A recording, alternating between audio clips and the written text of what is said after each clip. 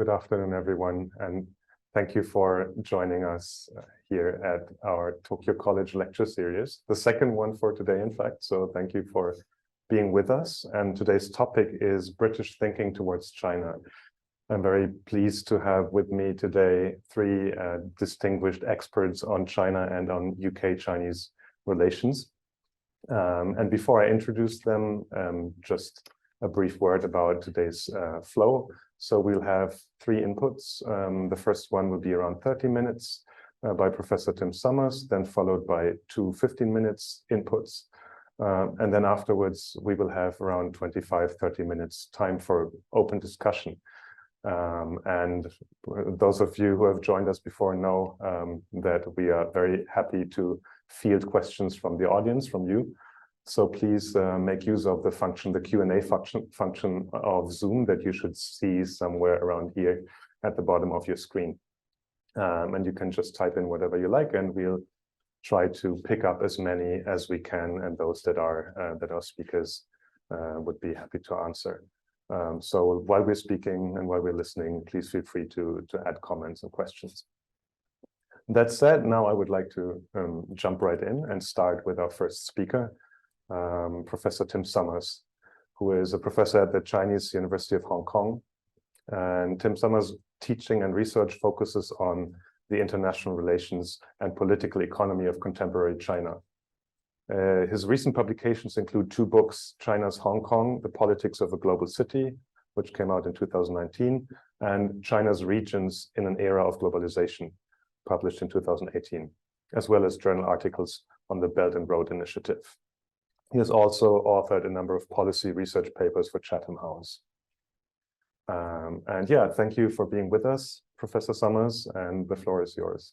Thank you very much, Michael, for that introduction. And I hope my screen share works smoothly for you. And thank you very much to Tokyo College for inviting me to join this event this afternoon to talk about British thinking towards China. So I'm going to try to cover a few different aspects of British thinking towards China in the presentation this afternoon, taking a broad interpretation of British thinking as not just covering what the government thinks, but looking beyond that to public opinion, parliament, and media coverage. So I will cover, first of all, some changes in government policy over recent years. And the main theme of that part of the talk will be a shift to a more hawkish or a tougher China policy. Then I will look at some data on public opinion, parliamentary interest in China, and media coverage. And then I will conclude with some comments and implications. So at the moment in 2023, we can see a fairly clear set of three keywords that sum up British government policy towards China: protect, align, and engage. And those keywords are set out in the government's latest strategic document on security, defense, development, and foreign policy. And I will talk a little bit more about that in a minute. But just before I go on to some of the background to this, let me say that although we have three keywords here, those keywords are not all created equal. There is very definitely an order, a priority to the deployment of those keywords in thinking about British government policy towards China. So protect, which focuses on security issues primarily, is the dominant word here. Align is about aligning with partners and allies. And then engage comes in third, and that's a reference to engagement with China. So I'll come back to that in a little bit, but that's where we are today. So how did we get to this point? And I'm going to try to answer that by taking a brief overview of some of the recent history of British government policy towards China. So this policy approach has shifted, actually undergone some quite dramatic swings over the last couple of decades. Following the handover of Hong Kong in 1997, bilateral relations improved during the Labour government for the next 13 years and into the early years of the coalition government from 2010 onwards. So engagement was quite a strong theme of British policy at that point in time.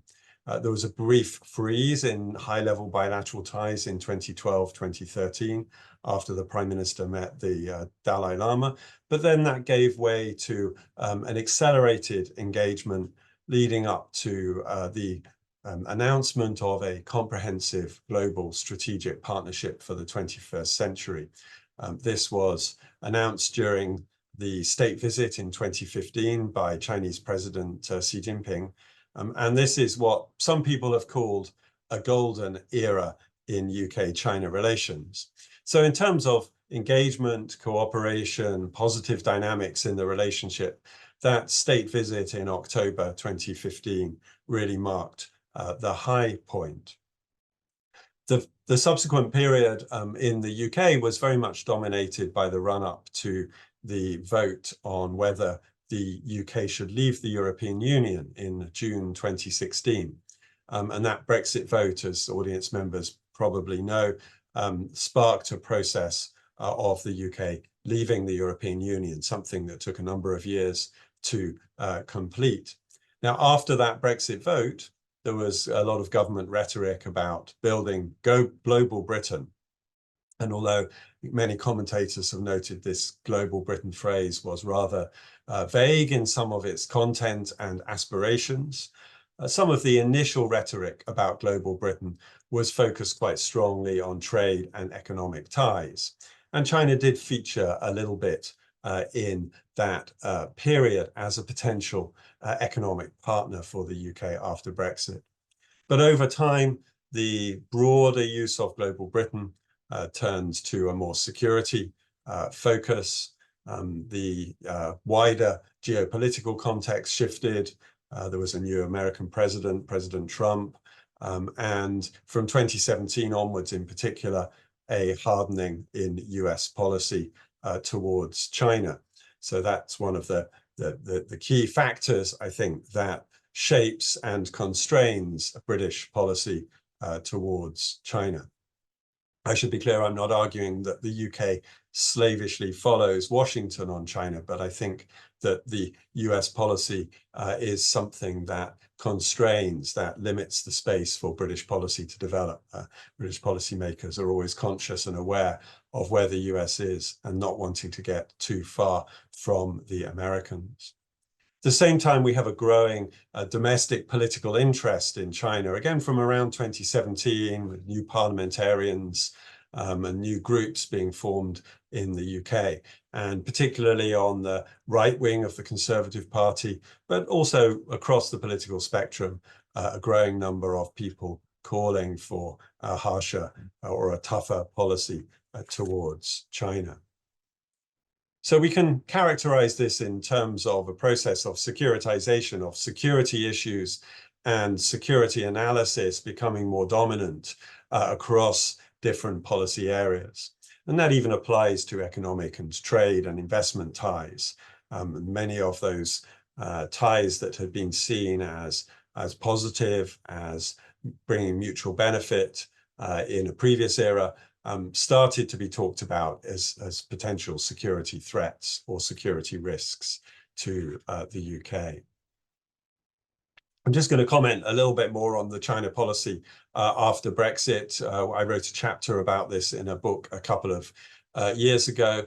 And I think for some in China and for some more broadly, there was an expectation that Brexit would push the UK towards China, that the UK would need to forge new global relationships. And given China's economic scale and its rising power, that China would be a natural partner for the UK to turn to, particularly after the so-called golden era and Xi Jinping's visit to the UK in October 2015.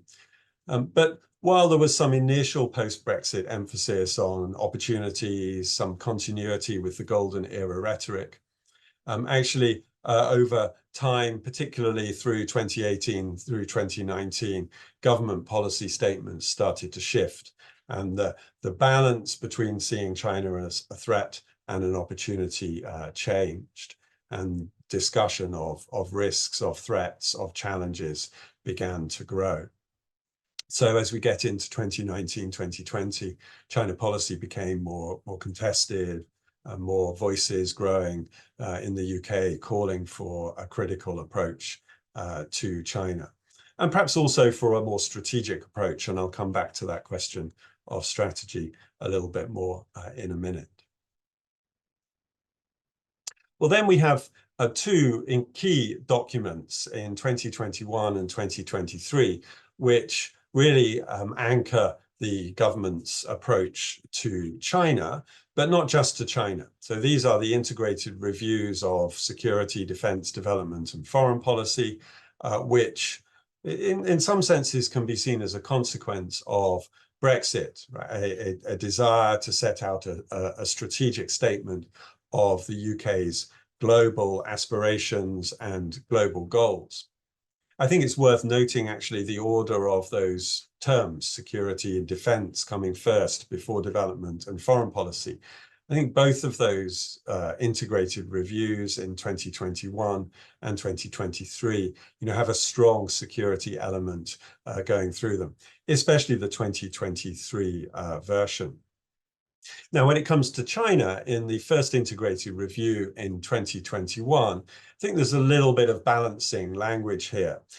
China is described as a systemic competitor, as you can see from the quote that I've put on the slide, but there's also references to cooperation. At the bottom of the paragraph here, cooperation with China will be vital in tackling transnational challenges. So I see this as part of an ongoing shift in policy. It's become more critical. It's become more focused on security.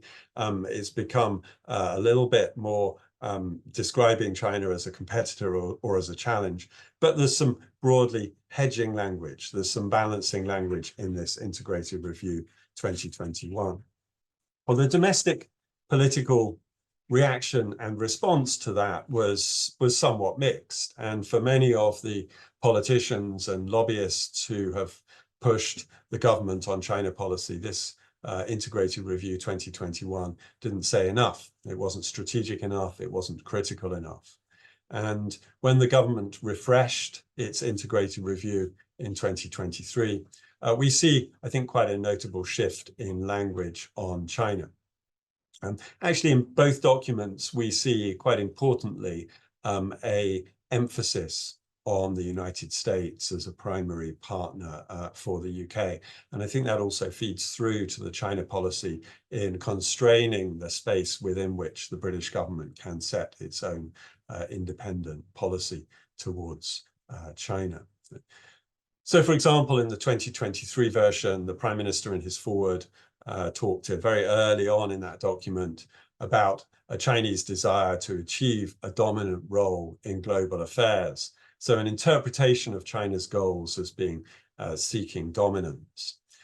He talked too about a more aggressive stance from China, putting it along with Russia. This is, of course, after the Russian invasion of Ukraine in February 2022, and suggesting that this combination of factors might create a world defined by danger, disorder, and division, an international order more favorable to authoritarianism. So it's a very strong critical tone coming through in the foreword from the Prime Minister.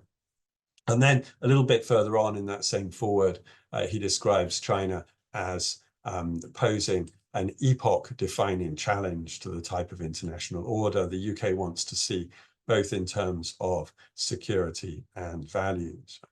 There is still a little bit of a reference to engagement here, and it's in this document that trilogy of words, protect, align, and engage comes through. But it's also very clear from that document where the priorities lie. In fact, that's made quite explicit in the description of what protect means. If the government here says where tensions arise between security and other objectives, we will always put national security first. So the security first message is very clearly and explicitly stated.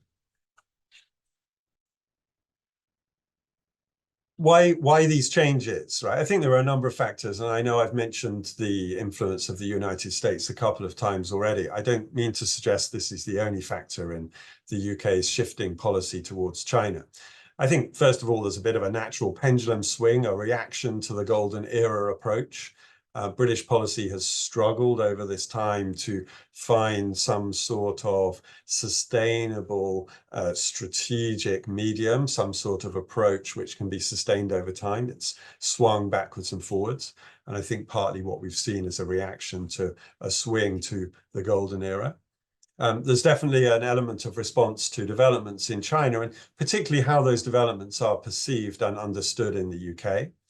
COVID-19 played a big role, as it did in other countries in 2020. The role of the US is definitely there. But then importantly, there are also some domestic political factors at play. Bureaucratic politics, different parts of the government system pushing particular positions, a more critical and a more interested parliament, and then a growth in lobby groups, which is quite noticeable in the period around 2020, groups such as the China Research Group of Conservative MPs or the Interparliamentary Alliance on China. And maybe there are some policy nuances. Some of these issues not totally are nailed down.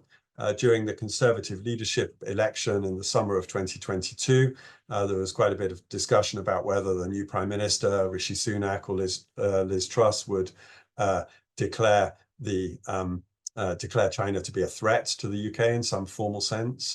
That hasn't happened. Liz Truss didn't last long enough to follow through on that, and Rishi Sunak has chosen to use language of challenge and competition rather than threat.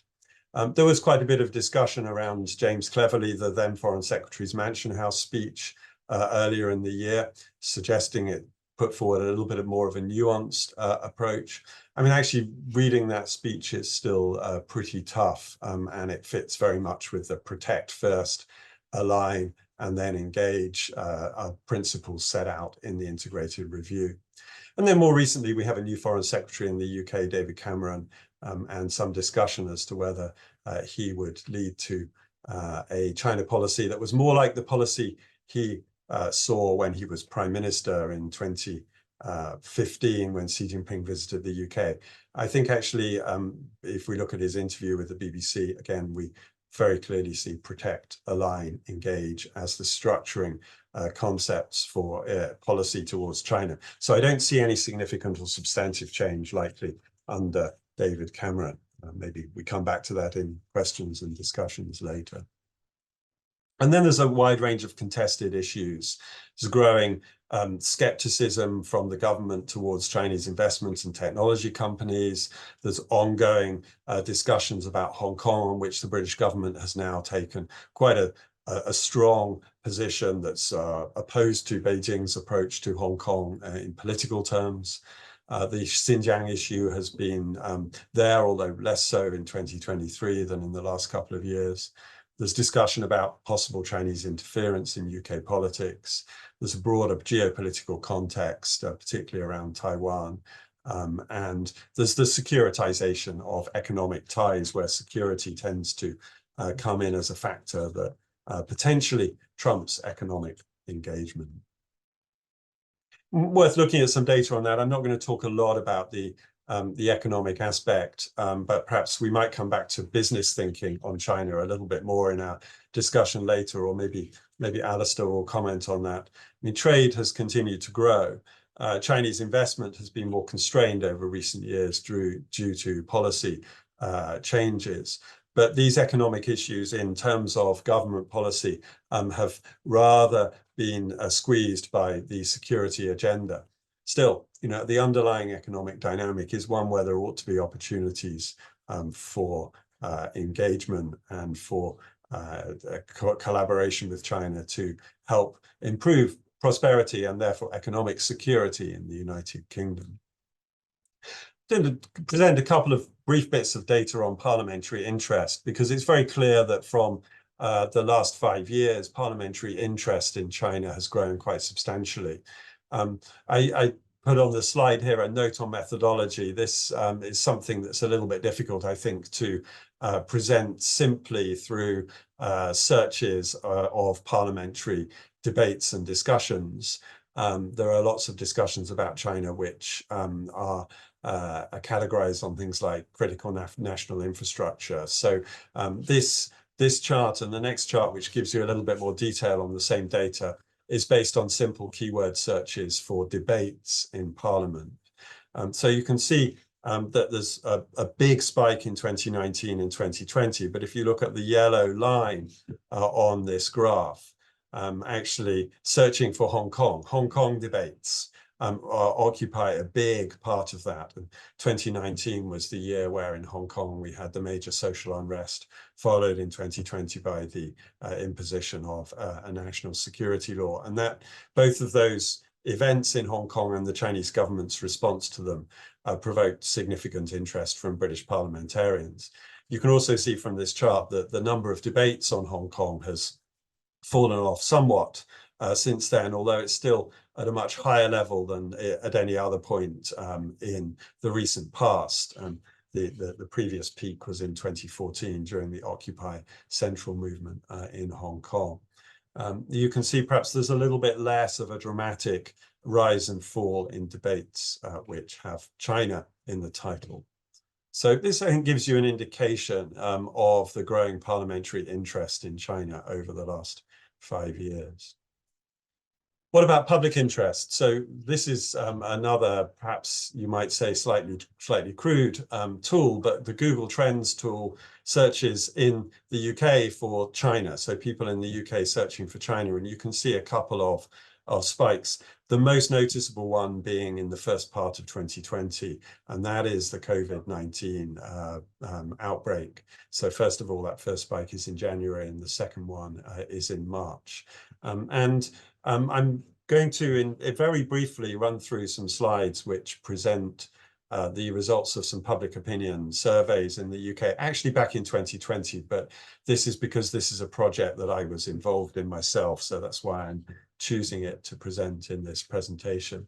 And the QR code on the screen here will give you access, or should give you access to the brief report that we published at the time. But basically that survey showed an overall negative sentiment towards China, with participants in the survey reporting that their perceptions of China had worsened over the last few years. A little bit more negative among Conservative Party supporters, that's the governing party in the UK at the moment.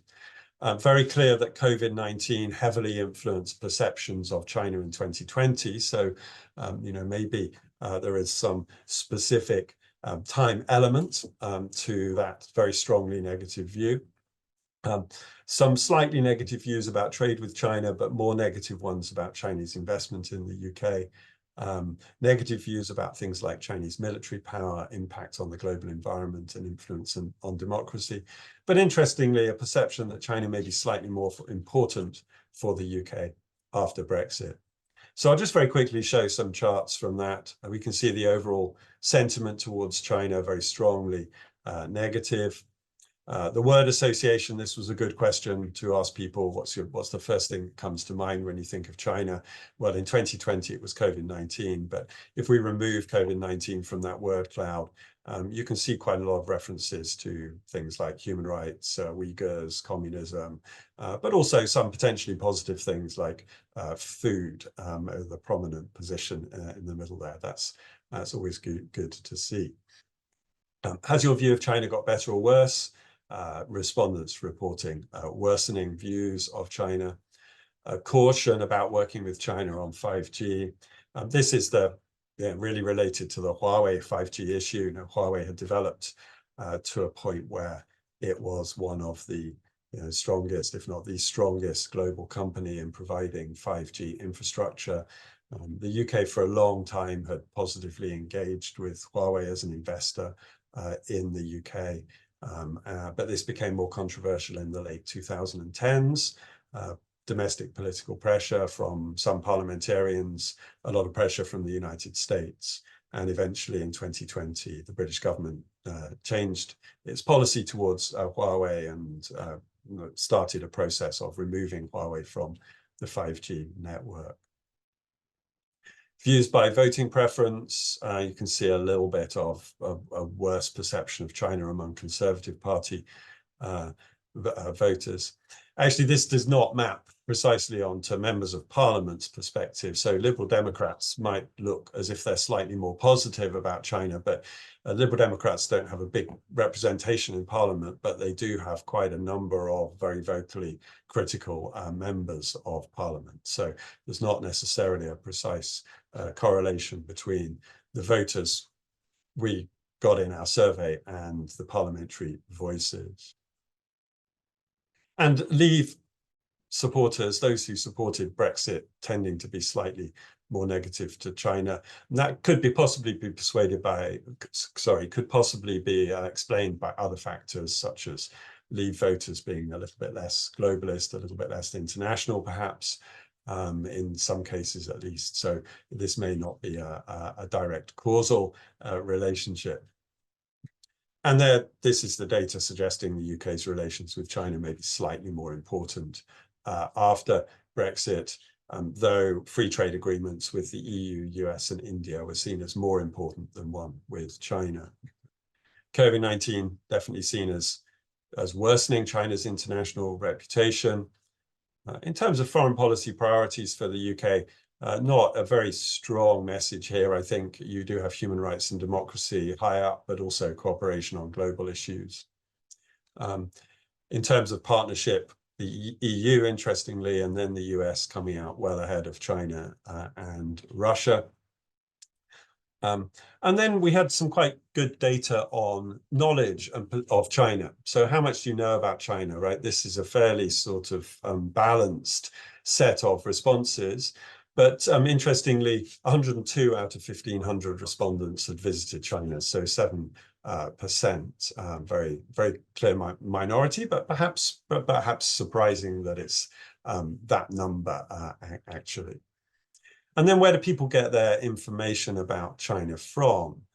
So news media, a long way ahead of other sources, politicians' statements second, then social media, and so on. And of the media outlets listed by participants, the BBC was mentioned by 3/4 as one of the most important media, which is very much in line with other data that suggests that the BBC has a very dominant influence overall on shaping people's perceptions. So after doing this research in 2020 in a collaboration with other European scholars, this was a survey that went across 13 European countries. I thought that a useful hypothesis was to see whether there's some sort of correlation between media reporting on China and perceptions of China. Most people have bad perceptions of China. Most people are getting their views of China from the media. Well, is that partly telling us really that the media is reporting in a negative way on China, and therefore that's why people have those negative perceptions? We see perhaps some slight increase in media reporting on China over recent years. But I've been doing a bit of research over the last few years that will be published in early 2024 on British media coverage of China. And that's an effort to go more systematically into the way that various British media outlets cover China, and 5 media outlets have been chosen for that research. The research covered a period from 2019, 2020 through to 2023. So very clearly showed that coverage of China is predominantly negative in the UK media, with very little positive coverage. That may not come as much of a surprise to anyone who reads the British media about China. That's at a time when government policy has hardened and political interest has grown. I also, in the report that I've been drafting, discuss how that coverage does not really reflect, I think, the complex reality of China. There's a very strong emphasis on political issues. There's a politicization of the discussion of most developments in China, even those that don't obviously relate directly to politics. And therefore, I think the media environment limits the space for in-depth understanding or balanced debate of China. So I will publish a report on this in a few weeks' time, very shortly after Christmas and the New Year. And just as an example of the sort of data and methodology in this research, we did quite a lot of framing analysis to look at articles and work out how they frame China. For one of the sources, we used the Financial Times big reads on China over a period of 3 years. And you can see from this chart a very strongly negative tone, negative framing of China throughout. So what are the implications of this? I suggest a couple before I move to my conclusion and then pass the microphone to our other two speakers this afternoon. So we have a worsening mood when it comes to China. The parliament, the media are negative on China. The public perceptions are negative. I haven't discussed much about the business community, but I think business voices have become rather marginalized in the debate and discussion about China. British government policy has already shifted to a tougher or a more hawkish approach.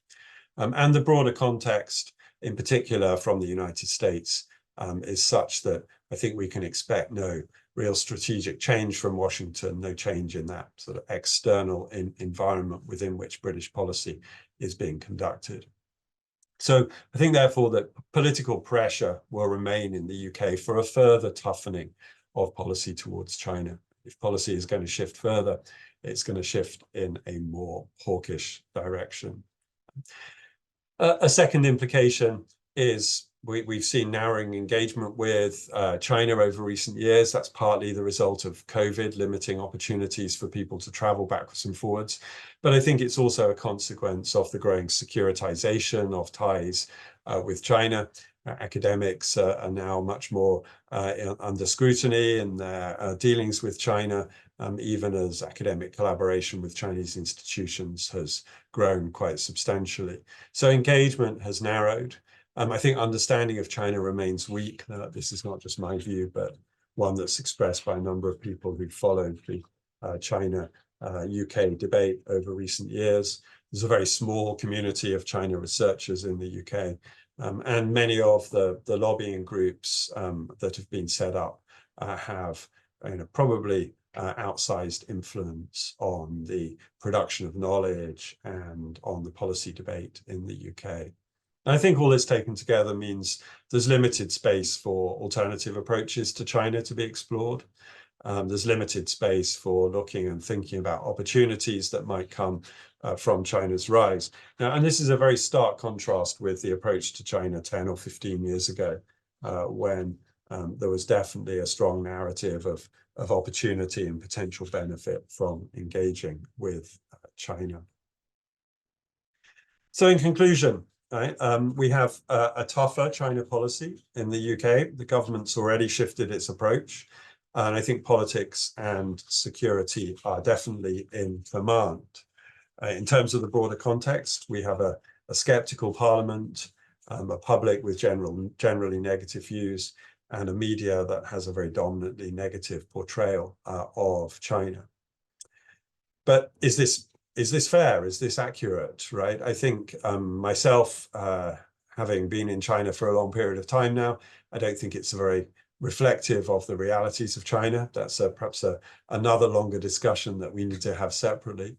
But I think also it's not a very strategic approach. British thinking on China doesn't very often set out clear goals about what the UK can realistically achieve. I don't think there's a very clear end game here. I would say the same about Washington's approach to China, actually.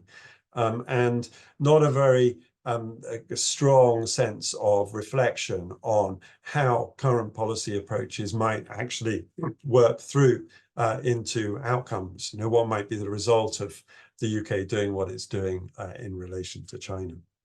So I would, I would agree with those who say the UK government perhaps doesn't have a sufficiently strategic approach to China.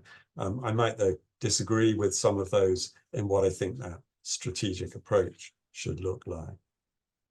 So I've just included here at the end a link to a list of some of the things that I've written about UK and China over the years. If audience members are interested in reading more about what I've written, you can access the references through that list.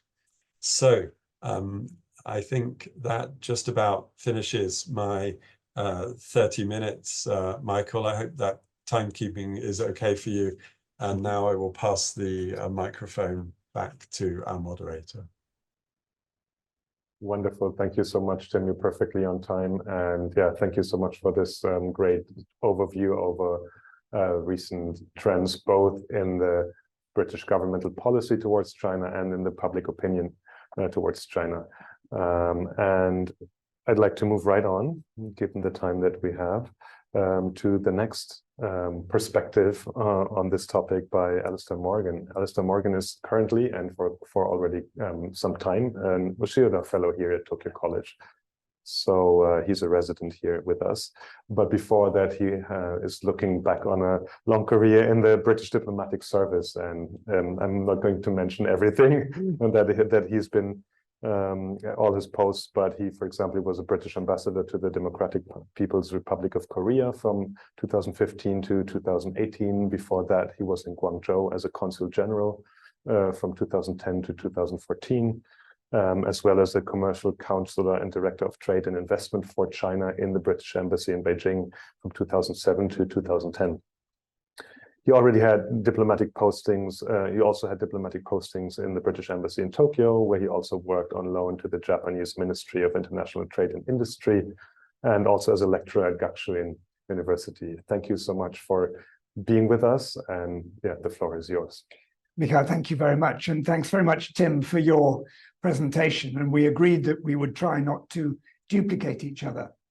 May I also thank everyone who's joining, Professor Ako, who will follow, and the entire Tokyo College team for putting this on.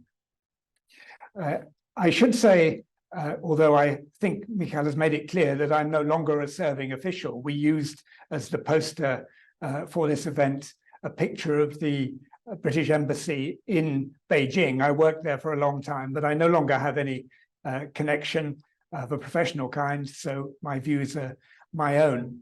I'll also say that the title of this event, British Thinking Towards China, is very broad, and I'm grateful to Tim for bringing in public perceptions as well as government perceptions. I was always skeptical when, in response to some British action, Chinese officials would say or write that what we had done had hurt the feelings of 1.3 billion Chinese people. I can't speak for so many, but I will say just a word about my own arrival in China, though Mikhail has also mentioned this. My posting to China in 2006 came up at short notice, so I didn't have the long period of training that would normally precede a diplomatic posting, and I didn't know what to expect. I went to China quite fearful about the level of control and limitation I would find, and the society I would be in, and whether I'd be able to engage with it. And I was pleased to find a much more vibrant place, and my relations, at least with my professional staff, in my missions, my Chinese staff, were very positive, and the level of aspiration and sense of possibility that they had was energizing. And in fact, it wasn't really until I went to North Korea, to Pyongyang, that I encountered a society that was like the one I feared I might find. As a British diplomat in China, in the roles that Mikhail has mentioned, I was very much involved with British government thinking towards China, involved not as an initiator. I didn't develop the policies or the strategies, but involved in the implementation of the strategies. And in particular, in relation to trade and investment, I was under a lot of pressure to secure more Chinese investment into the United Kingdom, as well as to support British businesses in China and to deal with trade barriers there. And I was, in fact, the relationship manager for Huawei, which Tim mentioned, as well as a relationship manager for CGN, the nuclear company that invested in the UK, and for many other Chinese companies that invested in the UK. And at the time, I was very strongly following government policy and was urged to do it. But many of these investments subsequently became controversial. I'll talk a little bit more about Huawei later, but for myself, I felt confident with the work I was doing and that the risk management approach that existed was sufficient. I went on to work on other things, including climate change, and ended up really in the security sphere when I was working with China and others in relation to DPRK, North Korea sanctions in New York. I'm going to speak a little bit more about the Brown government's, the Labour government's approach to China. But before I do that, I want to go back even further in history, if you will forgive me, and say a few words about a disagreement that was very public at the time relating to the handling of the handback of Hong Kong to the People's Republic of China, and in particular the disagreement about the approach that was made very public by Lord Chris Patten, who was the final governor of Hong Kong from 1992 to 1997, and a senior British official or Mandarin called Percy Craddock, who was the foreign policy advisor to Margaret Thatcher. And I'll explain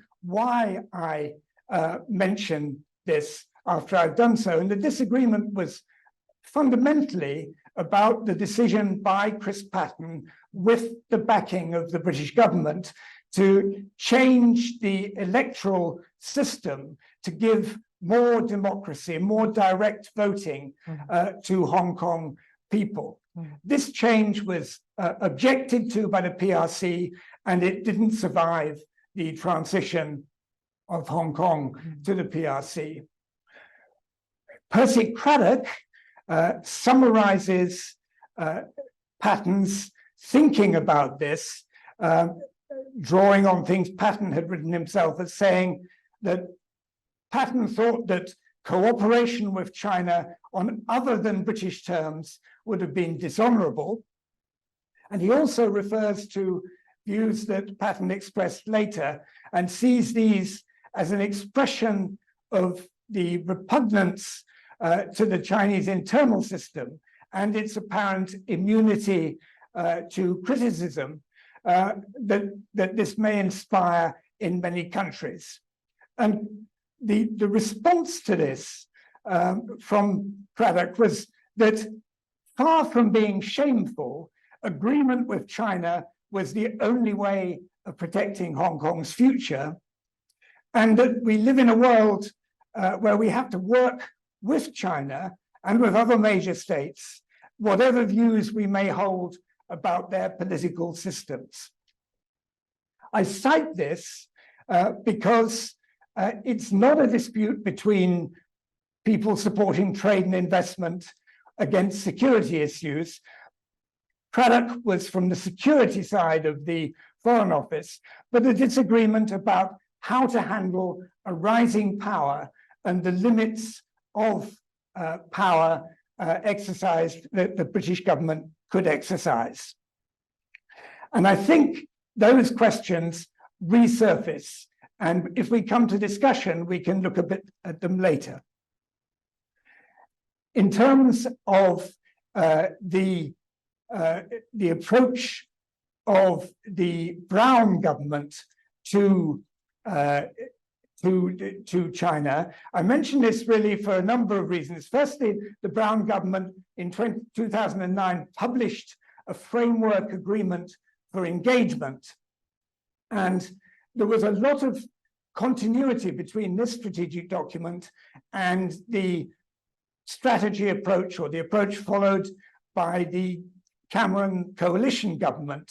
And I think that shows that the approach of the Cameron government was not an outlier. A second reason is that I think that in writing the Integrated Review 23, British officials have looked back to this document and that has influenced the shaping. I would say that this is an example of a strategy which did meet the points that Tim mentioned. It had a very clear approach towards engaging with China and a view that it was necessary to engage with China to integrate China into the community. I have a lot more to say about that, but I'm going to leave it because time is short. I'm not going to cover the period 2010 to 2023 because Tim has gone over that. I will just say a word about the possibility of a Labour government. There has to be an election in the United Kingdom by early 2025 at the latest, that it might be next year. And there's no manifesto yet, so it's not possible to say what a Labour government would do if elected, but all the suggestions are that there would be no great change from the approach that has been taken by the Conservative government in the latest iteration. And indeed, in relation to human rights, there might be an even stricter approach, which might involve declaring China's treatment of the Uyghur Muslims as constituting genocide.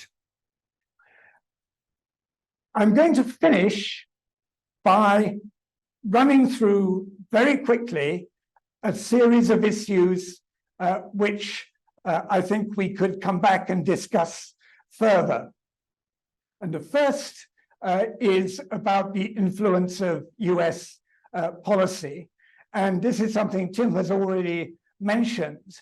And I think that if you look at the Huawei case, the influence of the United States was not just in what it said and the pressure it put on the United Kingdom, but in the actions it took, actions which led the British government to decide that it couldn't any longer guarantee the security of Huawei components and equipment in the 5G network. And that was the reason why a decision was taken that the equipment had to be removed. And I think it brings home the point about the limits of pursuing an independent policy.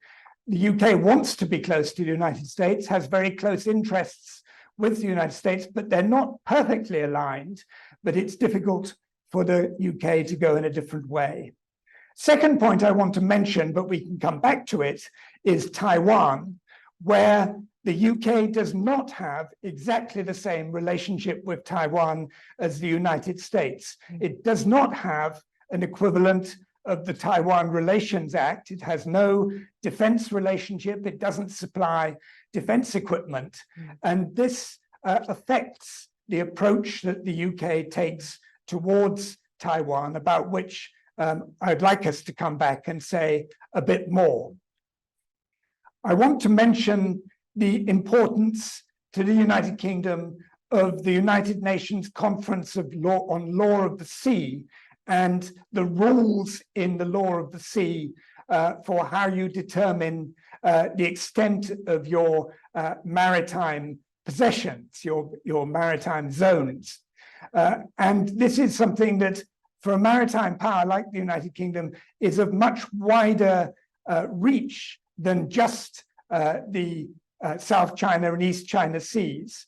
But because of the importance of the issue, this has led the United Kingdom, I think, to be very explicitly critical of China's claims, because they are not based on the UNCLOS law of the sea.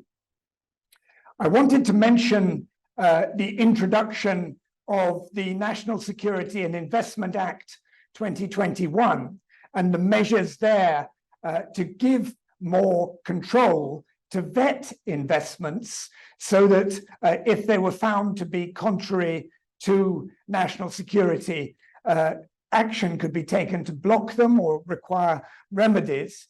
And until this legislation was introduced, the UK had very limited powers in this area. This legislation is so-called agnostic as to the other countries. It applies to all countries. But if you look at the actions that have been taken, you will see that, by my counting, 1/3 of the actions taken so far have related to Chinese investment. I wanted to touch on science and innovation as an area where UK links with China are very considerable, and Tim has already mentioned this.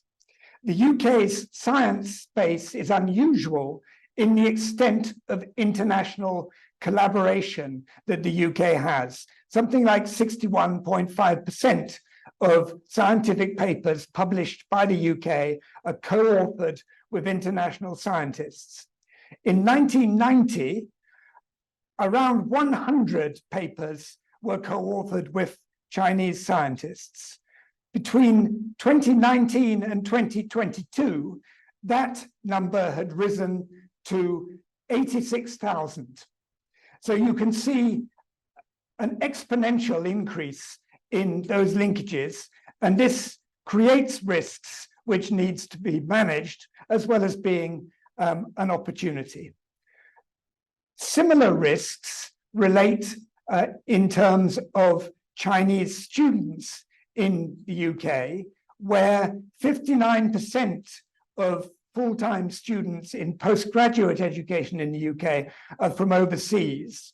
And the largest cohort of overseas students is from China, to the extent that there is a vulnerability, regardless of what you think about the risks of having students from China, because of those numbers. I'm going to close now, just mentioning three other areas that I'd like to come back to if we can. One is action to deal with security of supply. Second, and I think Professor Ako's comments may lead us into this, is relationship with Japan and how Britain's thinking about China or towards China has influenced that. And a third area is handling of these issues in international organizations. Thank you. Thank you so much for this very rich input on additional topics that we could discuss on British-Chinese relations and both risks and chances of future collaborations and entanglements. And with this, I would like to introduce our third speaker, Professor Ako Tomoko, who is a professor here at the University of Tokyo at the Graduate School of Arts and Sciences. She's a China expert who has studied in Hong Kong and has been working on a wide range of topics related to contemporary China, such as Chinese identity and nationalism, but also social movements, democracy, and governance. Thank you. Thank you very much for introduction. I've been involved in China studies for around 30 years, and tremendous changes have happened during these 30 years. I never expected. Yesterday, the Hong Kong young activist, former pro-democracy activist Agnes Cho announced, she's now in Canada, and she told us that she will not return to Hong Kong. And I never expected that kind of things would happen. I was in Beijing in 2000, and I studied I did my PhD in Hong Kong in late 1990s. And while I was living in China, Beijing, I saw a lot of changes like in civil society, and we did many projects with civil society organization in China, and also I worked with a lot of organizations from UK and US, and we did some experimentation in rural village election and so on. So I really never expected that China will become such a country. Anyway, thank you for the presentations, Professor Morgan and Professor Summers. I would like to give some comments and questions. First of all, I would like to show you this. I took this from PHP, Japanese think tank report published in 2007. A group of scholars shows possible images of China in 2020 at the time of 2007. And they show full screen. I'm sorry. Yeah. Sorry. Could you share it in full screen? Oh, so screen. Easier to... Full screen. Yeah. Well, let me check. Okay. This one. Yeah, this one. Yeah. Thank you. Okay. Yeah. So they showed us 5 scenarios. The first one is China will become mature great power, and second one, China will become a hegemonic great power, and third one is immature great power. And scholars thought that this would be most likely scenario. And fourth one is an unstable great power, and fifth one is order collapse. Yeah. So I don't know, maybe the current situation in China, it's maybe a combination of 2, 3, and 4. I don't know. Maybe in the future, how about 5, scenario 5? Will it be likely? Yeah, I would like to ask. Yeah. And how did the government, UK government, view China's image, say 15 years ago? Yeah, in 2007, and how has the view changed? Yeah, and I also want to ask, how do you see the recent China's instability? Because China, foreign minister was dismissed, and the defense minister hasn't been selected, and Li Keqiang, Prime Minister Li Keqiang passed away suddenly. So an economic situation is very unstable. So how do you see this recent China's instability? Okay, this is first question. Okay, and then a second, in the UK Integrated Review 2023, UK government frames China as an epoch-defining and systemic challenge with implications for almost every area of government policy and the everyday lives of British people. I think this diplomatic recognition is very, very important as China becomes a political and economic superpower. But to what extent does the general public and business community in the UK share this recognition? How do you try to build consensus among people with different ideological or backgrounds and interests? Yeah, that's my second question. And the third one,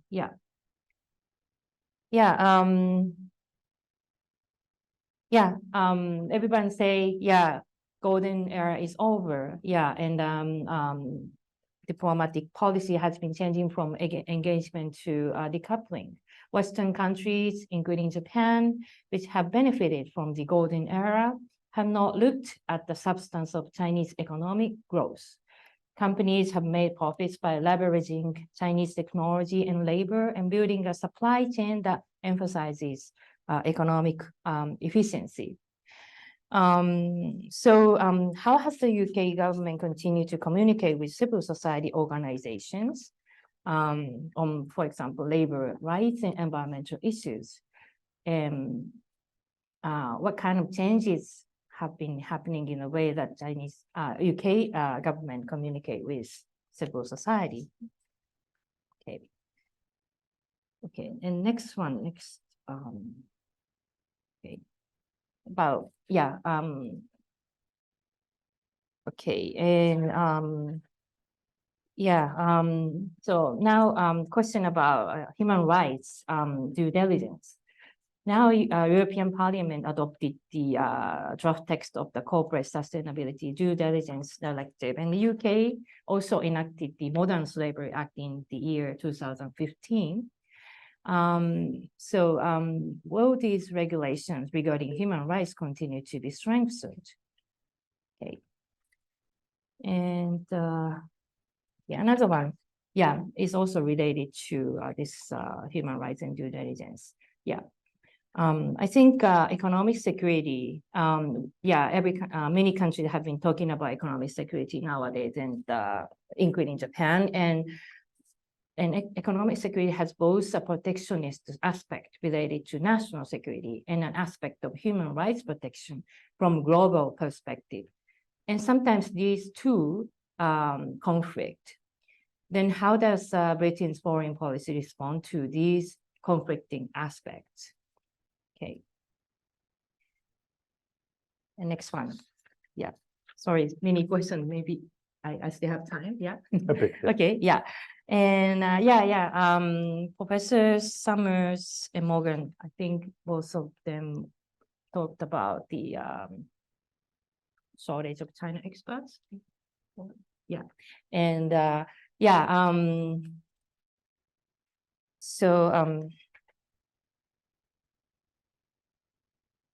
Yeah.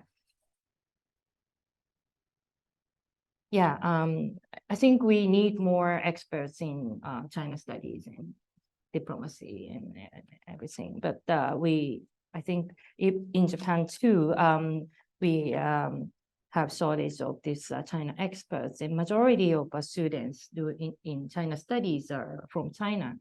And under these circumstances, people who do not understand the situation in China are accelerating debates that divide society into groups of, say, doves and hawks and right and left. And so how can we have constructive discussions in such a polarized society? Yeah. Okay, and China factor at university. Yeah, we're working in university. The university, yeah, we have a lot of Chinese students, but we also have to consider security issue, and in China studies, as I told you, the majority of postgraduate students are from China, and I don't know about the situation in UK, and I don't know how you have been discussing with this situation in relation to security. And regarding China factor, how do you link the immigration policy to a security issue? And also, we also think about this Chinese student, how we should protect them from discrimination and racism.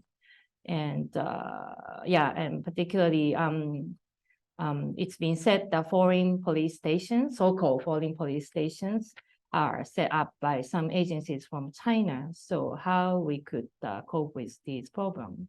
Yeah. And also the strategies in education policies for Chinese international students.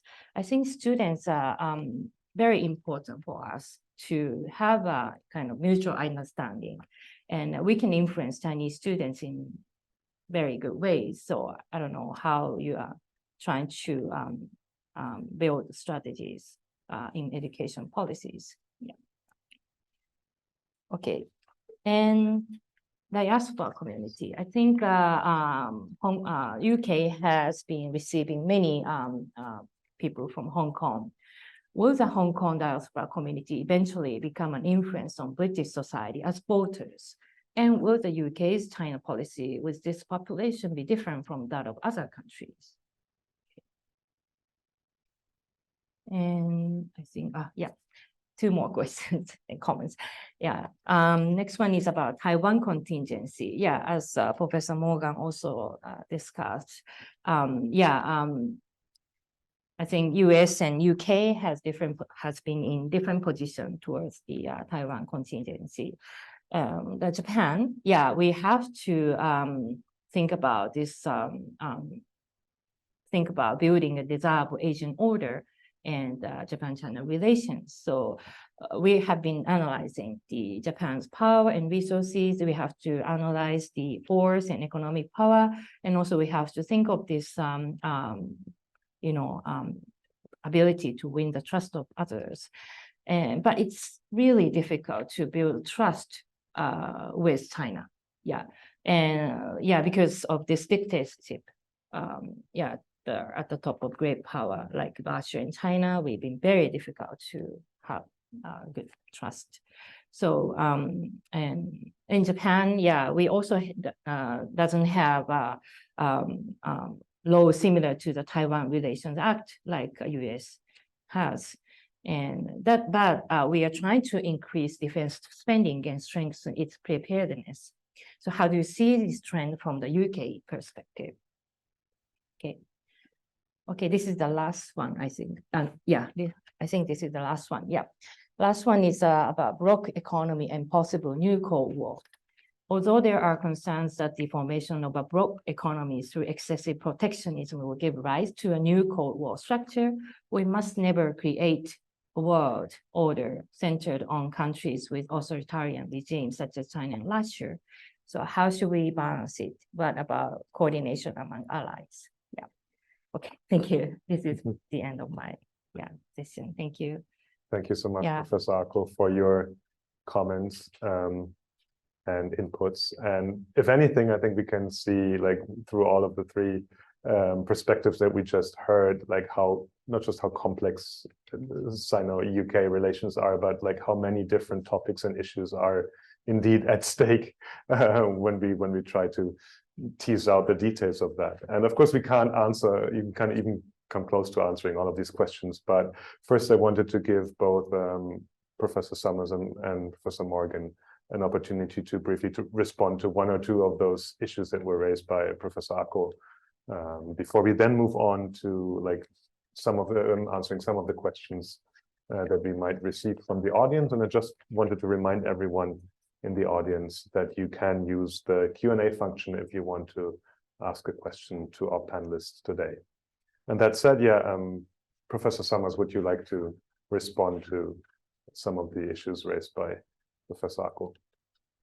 Yeah, well, thank you very much. And thank you to Alastair and to Professor Ako for your contributions, for your comments, for your questions. And I think, Michael, you're right that we have a really very broad range of issues. And I think that's part of the challenge of developing strategic approaches, is how to deal with this complexity.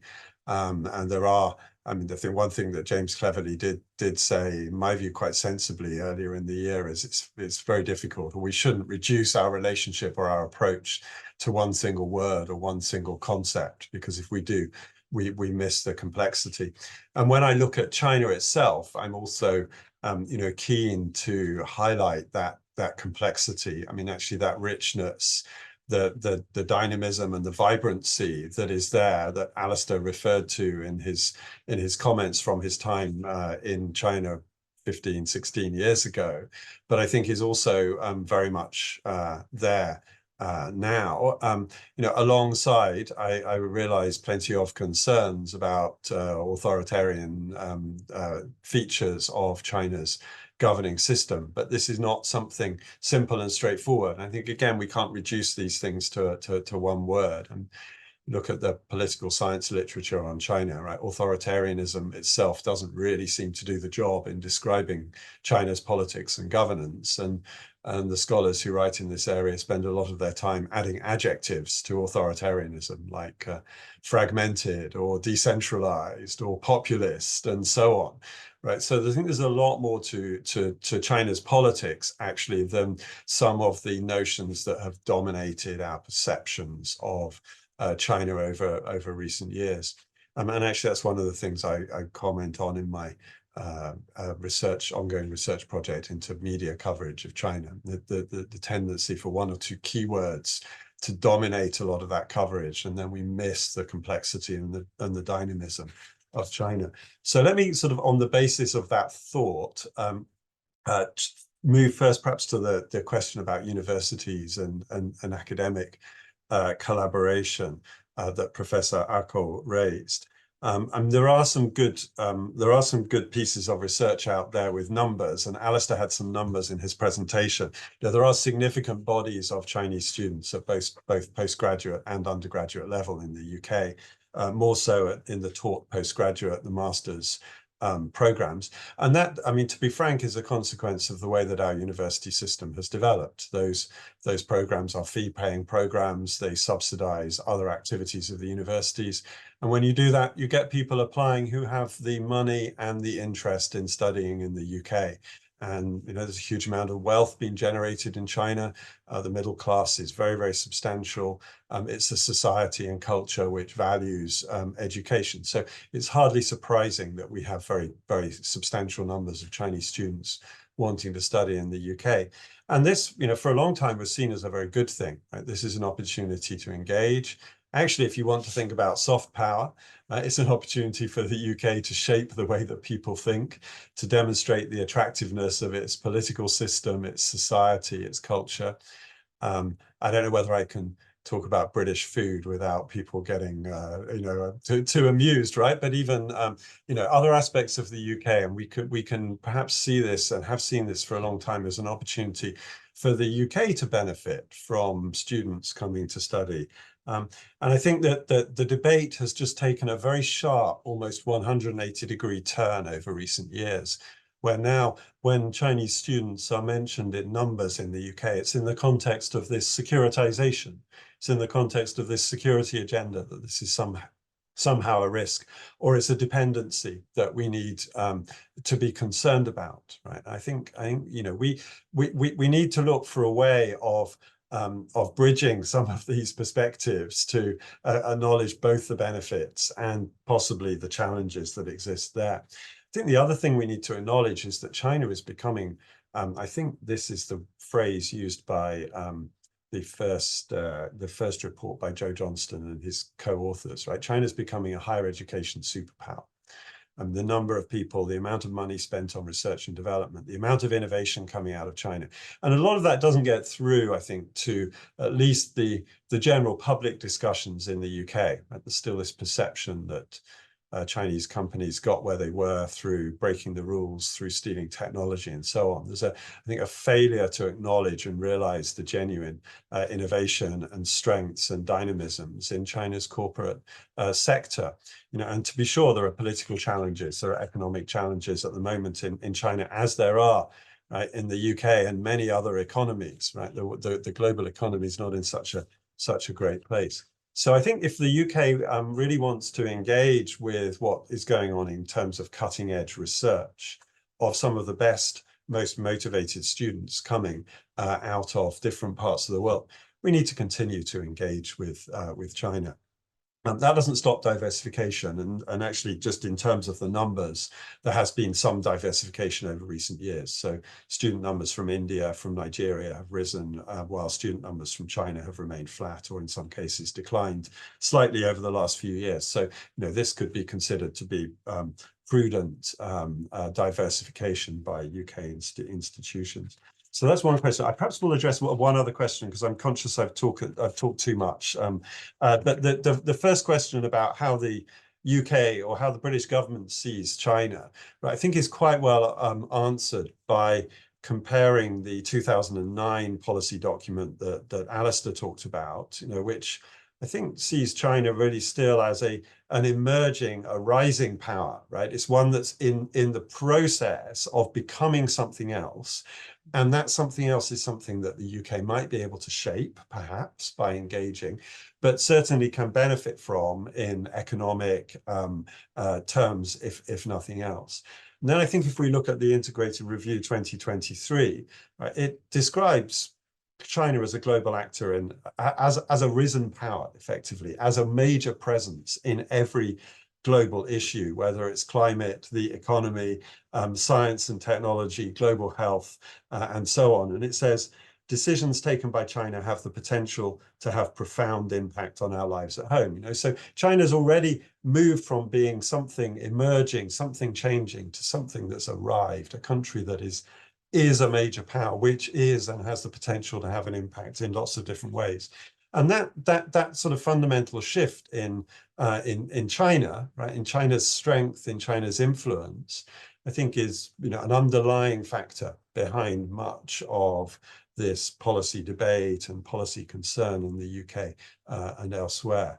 You know, dealing with a China that's emerging, that's rising, that you feel you can shape and influence, is very different from dealing with a China that has already reached a point where it has a certain amount of weight and confidence, much less likely, right, to listen to what the UK government says and thinks. I think that explains some of the policy shifts. So let me stop there.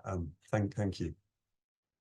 Well, Tim, thank you very much for the clarity of your presentation and for bringing the responses to Professor Ako's questions back to the fundamental points.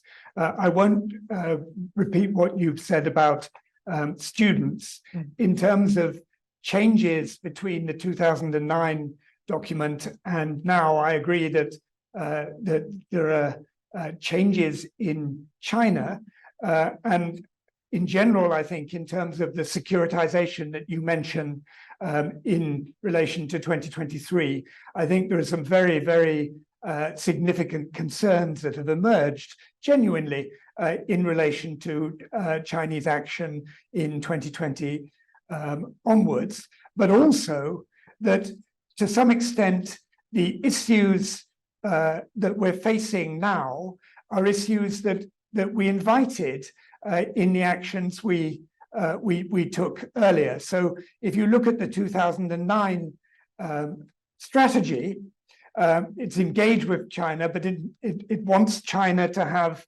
a broad view of its own political reach.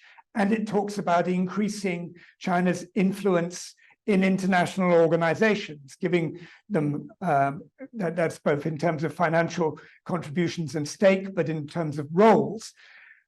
Having increased the number of Chinese roles in organizations, it's perhaps not such a great surprise that that we don't then always like what the placeholders do. But to try and pick up a few more of the excellent questions from Professor Ako, and I hope she will comment too and come back on some of them. Do people all share the sense of the epochal change of China and the impact of China on every aspect of their daily lives? There's a lot of change and there's a lot of concerns. And I suspect that most people in Britain were more aware of COVID-19, though they probably did have a view of a China aspect to that, are aware of the war in Ukraine, were aware of the consequences for energy, are aware of labor issues, and probably behind that, China is somewhat distant. I think if the risk of the rising power really challenging the United States and some struggle from that would impact on everybody enormously. And so I must apologize, I keep looking at the wrong camera. I've just been reprimanded. But I'll leave that one there. In relation to the Hong Kong diaspora, I think that the influence of people from Hong Kong, over 100,000 new people coming from Hong Kong in their communities, is likely to be considerable. But in terms of voting numbers, unless they cluster, probably not. Something like 9.5% of the population of England and Wales is Asian, but of that only 0.7% is Chinese. So the weight of people from the subcontinent is much, much greater. And I don't think I see that changing.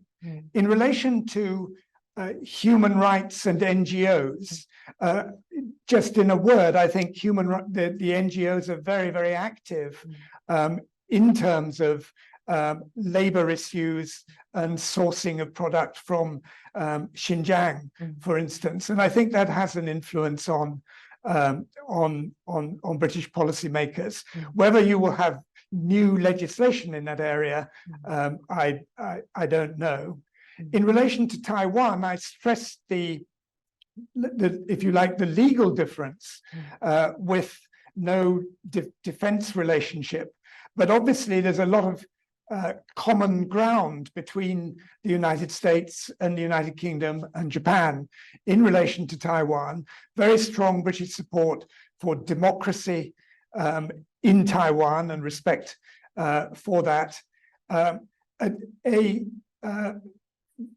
very clearly expressed view that no party, neither the PRC or within Taiwan, should unilaterally change the status quo, and increasingly a very heavy emphasis on what would be the catastrophic consequences of conflict in the Straits over Taiwan.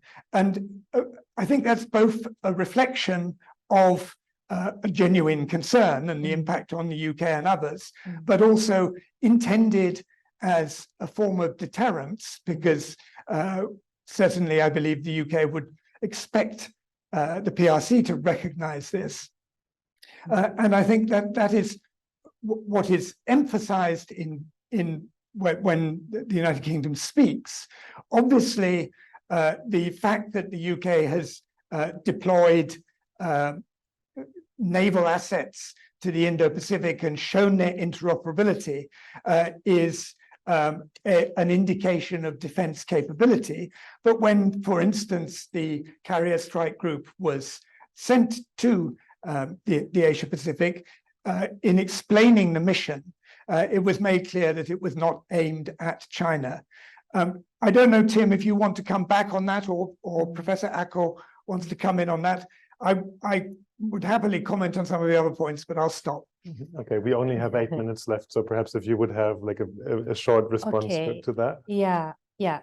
Thank you very much. I've been wondering. Because of this Ukraine war and Gaza conflicts, and we are kind of paying attention to those areas, but not Taiwan or not Asia. But we don't want another war happening in Asia, and I really wish that more discussion have been ongoing, and then like young people, like even university students, like we can influence those young people, Chinese students and UK students and Japanese students. They should talk more about our own lives and our international relations and issues of human rights, and so that's very important.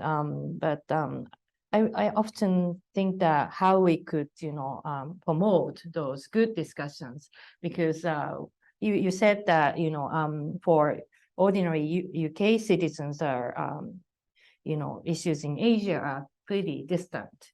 And we too, like Taiwan is very close to us, and China is also our neighborhood. But society has been very much polarized, and those who have big voices can influence the public opinion, but majority of the ordinary citizens, they're very silent, particularly in Japan. So I don't know how we could encourage more people to have been involved in good discussions and with This connects to a very practical question that we have received from the audience, but perhaps you can say something about that, because I feel it's the first step is to get informed, right? Like, and it's something that also Tim mentioned, that basically in the UK, the responses say that we don't know much about China, and what we know is mostly from BBC. So the question that we got from the audience is like, how do we obtain reliable, positive, or nuanced, or like more constructive information about China? I don't know if you have any concrete tip, or like if you could speak a bit more broadly about this problem. First, Professor Acko, and also if Professor Summers has anything about the UK that they would like to share. Yeah, scholars like me, I haven't been to China for like 3 years, and it's very difficult for us to do field work as before. I visited China quite often, yeah, but now it's very difficult. Journalists as well. Hong Kong was a very good place for journalists, but now a lot of excellent journalists leave Hong Kong, and so it's really difficult, and people have to be skeptical about, you know, each other. So it's really difficult. But I now a lot of Chinese people are coming to Tokyo. It's very interesting, and they try to have a public space. Like, you know, they open up new bookstores, Chinese bookstores, and they have salons, and they have all the discussion dialogues in Tokyo. So I try to have more conversations with them and try to get information from them and try to set up a new public space so that we could have more dialogues with those people outside China, and they also can connect to people living inside China and Hong Kong. So we should never give up, and we should have more, you know, dialogue each other. Yeah. Thank you so much. And then we have time for one more question that perhaps Professor Morgan would like to answer to. How do you see the different stances in the United Nations Security Council between China and the UK? I was very aware of this when I was working on DPRK issues. The Security Council is polarized to the extent of being dysfunctional on many issues, with the P3 countries, France, the United Kingdom, and the United States on one side, and the China and Russia on another. I think there's a bigger question about Security Council reform and support for international organizations. And one of the things that is emphasized in the strategic documents published by the British government, I mean, the strategy reviews, is that it's no longer sufficient just to be a status quo power, but that we need to have new rulemaking and stronger bodies. How you can actually get reform in the Security Council, where the United Kingdom supports Japan becoming a permanent member, is very hard to see. I don't know if Tim wants to comment on that, or Professor Ackel. Yes, if you do have something to add. I'm not sure I can add much on the UN Security Council points to what Alastair has said. I mean, I think on the previous question of getting information about China, it's not straightforward, but actually, you know, China is a very data-rich country. There's a lot of publications, there's a lot of statistics, there's a lot of people producing books, there's a lot of social media content. There are a lot of people traveling overseas. I think I agree with Professor Ackel that Chinese people traveling to other countries are a good source of, you know, information and insight. So I think just engaging with as many diverse different sources as possible is the best way to try to understand. But also, to be honest, we need to have a little bit of humility about the limits to our knowledge. And I think that's one of the problems when we get into the policy debates and a lot of the political debates. There's a huge amount of self-confidence among some of the most vocal people when they talk about China, and frankly, you know, there's a lot more complexity, there's a lot more going on, and we need to be a bit more humble about the limits of our knowledge and make policy wisely based on that. That position that we can't really know everything, and we can't simply sort of determine what's going on in some corner of China from a huge distance away. I think that would be a better way of operating, in my own personal view. Thank you so much. And with this, we have to close. And I think it's actually a good closing statement after this very data-rich and based on a lot of experience, both in practice and in academia, a lot of information about the relationship between the UK and China. So this humility about the knowledge that we do have and that we don't have, I think, is always a good reminder. And so I want to thank again our three panelists for joining us, for sharing their knowledge and experience with us, and also everyone who has joined us on the screens on YouTube today. And as a last reminder from our side, Tokyo College, I would like to remind everyone about two ongoing dialogue series that we have that you're also very welcome to watch. One is the UT7 Next Life Research Group. What does it mean to create a new concept of life? And we have a series that's going on for a couple of weeks, and the new episode is coming out today. And then also we have a second one called The Salon, which is an informal conversation style program with prominent professors at the University of Tokyo, hosted by some of our resident professors here. And new episodes are coming out every Friday, so please check those out as well. Again, thank you for joining everyone, and have a good afternoon.